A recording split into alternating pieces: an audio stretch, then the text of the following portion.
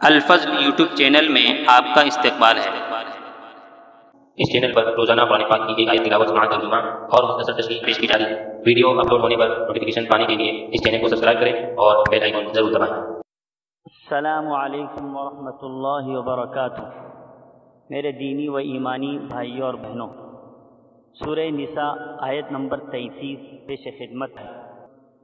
اعوذ باللہ من الشیطان الرجیم وَلِكُلٍّ جَعَلْنَا مَوَالِيَ مِمَّا تَرَكَ الْوَالِدَانِ وَالْأَقْرَبُونَ وَالَّذِينَ عَقَدَتْ أَيْمَانُكُمْ فَآتُوهُمْ نَصِيبَهُمْ إِنَّ اللَّهَ كَانَ عَلَى كُلِّ شَيْءٍ شَهِيدًا۔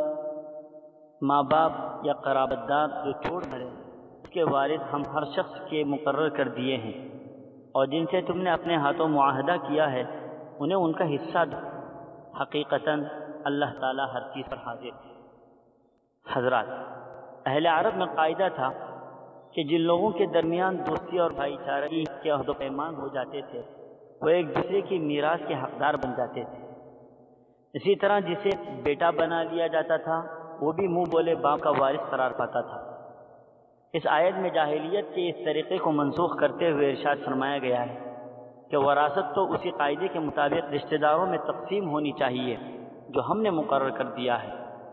ہاں، البتہ جن لوگوں سے تمہارے عہد و پیمان ہو ان کو اپنی زندگی ہی میں تم جو چاہو دے سکتے ہو۔ زندگی کے بعد میراث کی تقسیم شریعت کے قاعدوں ہی کے مطابق ہوں گی، یعنی وہ مال شریعت کے متعینہ رشتہ دار کے مابین تقسیم کیے جائیں گے۔ حضرات، تفسیری روایات میں یہ بات بھی ملتی ہے کہ اکثر لوگ حضور صلی اللہ تعالیٰ علیہ وسلم کے ساتھ اکیلے مسلمان ہو گئے تھے، اور ان کا سب کنبہ اور تمام اقربا کافر چلے آتے تھے، تو اس وقت حضور صلی اللہ تعالیٰ علیہ وسلم نے دو مسلمانوں کو آپس میں بھائی بھائی کر دیا تھا۔ وہی دونوں آپس میں ایک دوسرے کے وارث ہوتے۔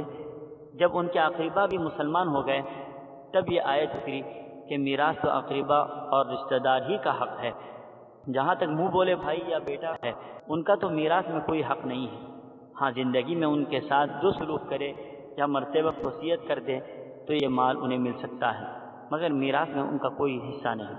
اللہ تعالی ہم سبوں کو ان احکامات کو سمجھنے کی توفیق عطا فرمائے، آمین۔ وآخر دعوانا ان الحمد للہ رب العالمین۔